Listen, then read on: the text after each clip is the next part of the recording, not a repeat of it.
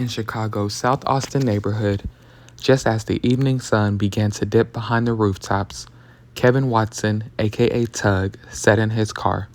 He was live on Facebook, sharing his usual energy, connecting with friends, and living in the moment. Kevin was 42 years old, a father, brother, and a man his family says had turned his life around to become a mentor and role model. Earlier that day, he'd been laughing with his cousin, buying popsicles, enjoying the kind of small, ordinary moments that make life feel steady. But within minutes, that sense of normalcy was shattered. On the live stream, people watched as another car pulled up nearby. Kevin stepped out of his own vehicle and greeted someone with the calm, familiar phrase, "What's up, bro?" And then chaos. Gunfire cracked through the air. Viewers saw the phone shake, the screen blur, and Kevin collapse.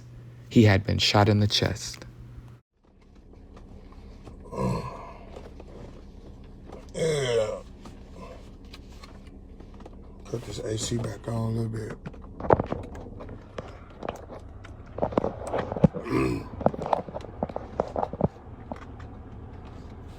Yeah, buddy. Big Mike. It's crazy, ain't it? Good evening, good afternoon. So, Paramedics rushed him to Mount Sinai Hospital, but the wound was fatal. By 6:52 p.m., Kevin Watson was gone. Family members described the horror of learning that his last moments had been broadcast live to friends, loved ones, and strangers alike. The video spread rapidly online, amassing millions of views. What should have been a private tragedy became a public spectacle. His sister, Talitha, was heartbroken. "I'm hurt, I'm angry, I'm sad, I'm sick." She remembered her brother as the life of the party, someone who lifted others up and someone who constantly reminded younger relatives not to follow his mistakes.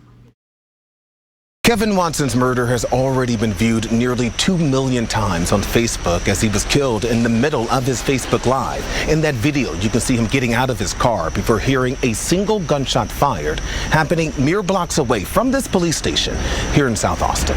get into it with y'all, because y'all ain't got no respect. What's up, bro? What's up? Kevin Watson's final moments captured on Facebook Live as gunfire rang out in this parking lot Wednesday evening on Madison near LeClaire Avenue in Chicago's South Austin neighborhood. He was choking for breath. He was trying to struggle to breathe. All of it unfolding right after Watson left his cousin's job at this nearby liquor store to begin his Facebook Live in his car. I wouldn't let him walk out the store.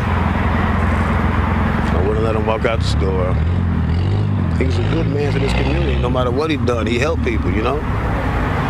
He helped me get this job in there. Close friends turned heartbroken witnesses say as Watson was walking to his car. He was talking to a guy, and he was going to his car, and then the guy followed behind him. So when the guy followed behind him, pulled a gun on him. So he was trying to wrestle with the gun, and the gun went off. Police say the 40-year-old was shot in his chest. I rubbed his palm, and I squeezed his hand. He wouldn't squeeze back. Relatives tell us he leaves behind a 6-year-old son and say Watson was killed just weeks shy of his own birthday. We're going to have to figure out how to move on and be strong day to day and help each other get past this, because this didn't just hurt one person. This hurt a lot of us. Police haven't given a motive behind the shooting. So far, no one has been arrested. In South Austin, I'm Trey Ward, ABC 7 Eyewitness News. To many in his community, Kevin Tugg Watson was an entrepreneur, promoter, a man who always seemed to be smiling. Friends say he had a way of making people laugh, of turning an ordinary day into something brighter. But to his family, his greatest role was at home. An uncle, a mentor, and above all, a father to his 7-year-old son. 4 or 5 times to get him out the way. And they finally got him.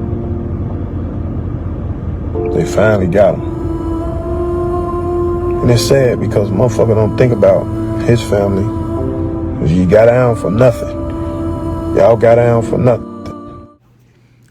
In the days after, friends and witnesses speculated that he may have been targeted for his jewelry. Chicago police continue to investigate, but as of now, no arrests have been made.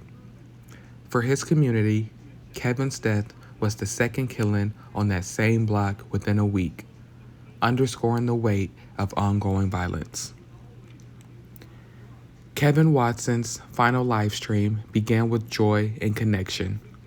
It ended with a life stolen in front of thousands of eyes. His story is more than a tragic headline.